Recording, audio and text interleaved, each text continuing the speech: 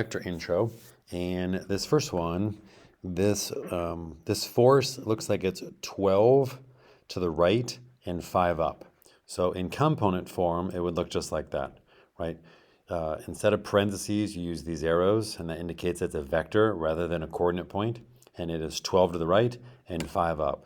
So somebody's pulling it with 12 newtons of force to the right and 5 newtons of force up, which is the same thing as this information.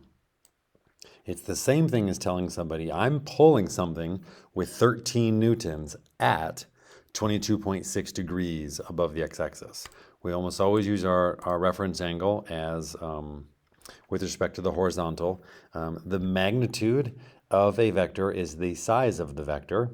And then, of course, finding the angle is really just using inverse tangent. We know that if you look at this triangle, right there, right, that triangle, we know that a tangent of the angle is opposite over adjacent. So tangent of the y component over the x component will in fact give you that angle, and then an inverse tangent to actually find that angle.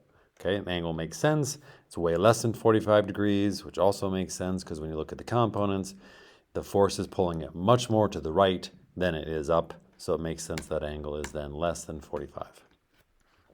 This one, it is 8 to the right and 6 down. So the components are going to be 8 comma negative 6. The magnitude, again, is the size of the vector. We're just going to do the Pythagorean theorem. The size of this vector is 10 newtons. And then the angle, again, is inverse tangent of opposite, which is the y, over horizontal, which is the x. So we get inverse tangent of 6h, which is 36.9 degrees, and it's below the x-axis. Again, the angle is less than 45, predictably, because we are still pulling this thing more right than we are down. This one, our components are going to be negative 24 this way and 7 up.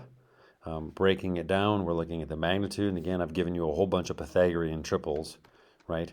The 5, 12, 13 triangle, the 6, 8, 10 triangle, and now the 7, 24, 25 triangle. So we're not always going to get nice numbers, but I picked them so you would. So the length of this vector is 25 newtons, and we're going to take inverse tangent of 7 over 24, and I'm always going to use positive numbers when I use inverse tangent because I already know the direction. The direction is I'm going left and up, and I can look at the components to figure that out. And again, I'm just saying it's then 16.3 degrees above the negative x-axis, which says if I'm above the negative x-axis, I am in the third quadrant. Again, I know that because I am left and up. All right, now we're going to do the opposite. Now we're going to break these vectors down into their components. So now I know, hey, I'm pulling this thing at 40 newtons at 25 degrees. We know that if you take 40 cosine theta, so 40 times cosine of 25, you will then get how much you're pulling something to the right. So what we're doing is we're breaking this vector down into its components, into its pieces. Okay, we're just doing the exact opposite. So 40 cosine 25 is 36.3, 40 sine 25 is 16.9.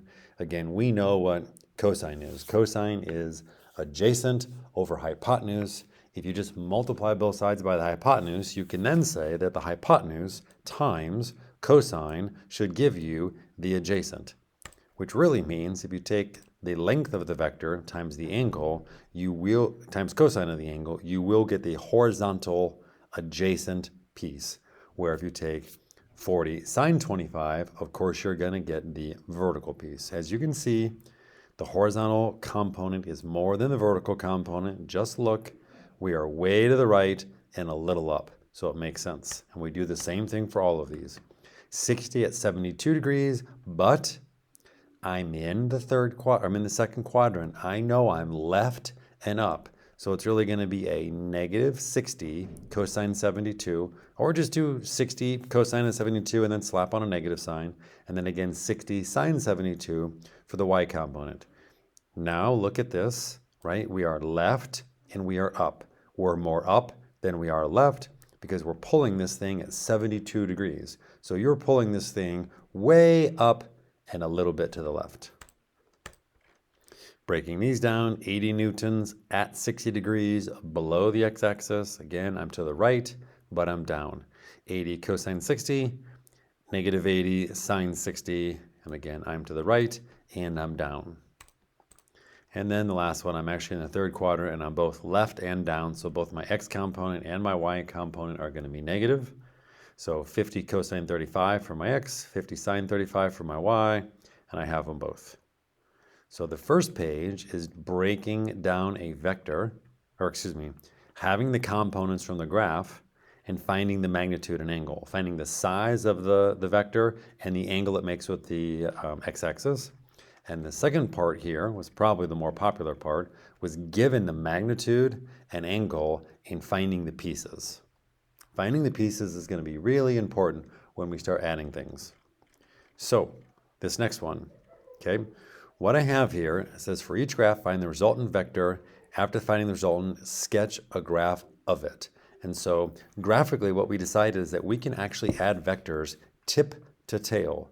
So what we're going to do is we're going to take this force, and this force, and we're going to act like all three of those forces are on the same object. They're all pulling this box, and we want to know what really is the net force on the box. And so graphically, we can take F3, take F1 and superimpose it over here, tip to tail, and superimpose F2 here, and then we get the resultant. And you can see when we look at the resultant, we're over 55 and up 139, which again, that vector, that resultant, that combination is the solid black line that I drew. To add them, we're just adding the pieces. Remember, so F1 is going to pull you a little left and up. F2 is going to pull you right and up. F3 is going to pull you way right and a little up. And so what I'm going to do is I'm going to take all the lefts and the rights, which is this, in the x-hat direction. X-hat just means the horizontal direction. X-hat is the unit vector, but realistically, we're just talking about, hey, the things I have shaded here, those are horizontal, okay? So we do know that F1 is left, so I went ahead and made it negative.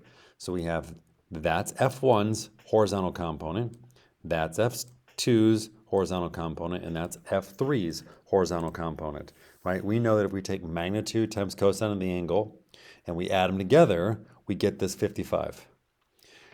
50 sine plus 90 sine plus 80 sine of different angles at the end. Why are we adding them all together? Well, look, F1 is up, F2 is up, F3 is up. We're going to add the vertical components in that direction, and we add them up and we get 139. So that is the resultant vector, okay? Okay. Next one, same thing. F1 is right and down, F2 is left and up, and F3 is straight right. Graphically, we could add them tip to tail, and hopefully you realize that it doesn't actually matter what one you start with. You could start with F1, superimpose F3, and then do F2. You're going to get to the exact same thing.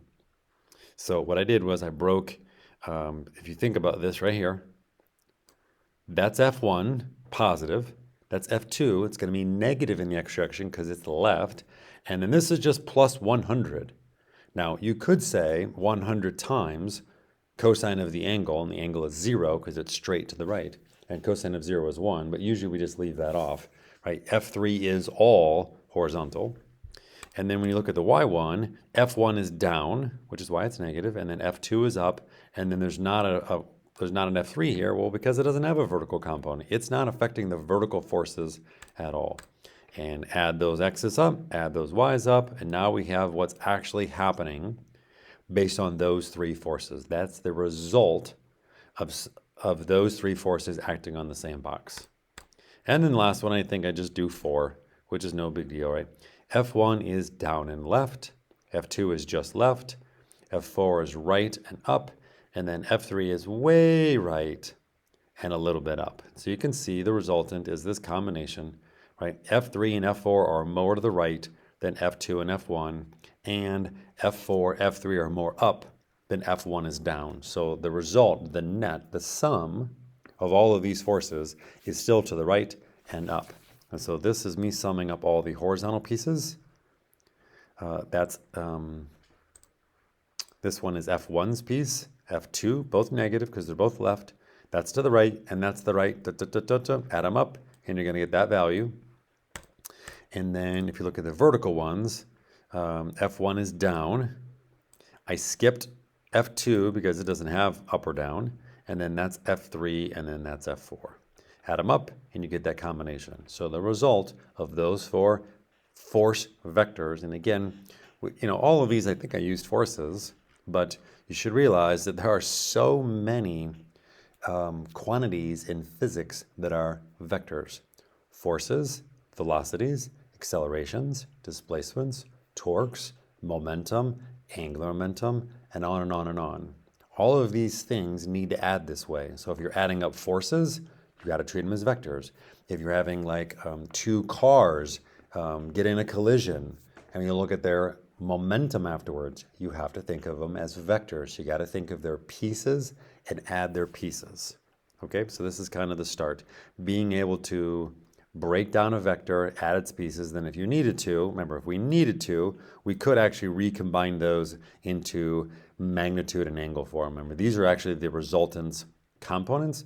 If we wanted to, we could quickly do the Pythagorean theorem, find the magnitude, and then do inverse tangent to find the angle, but that's actually exactly what we did right here.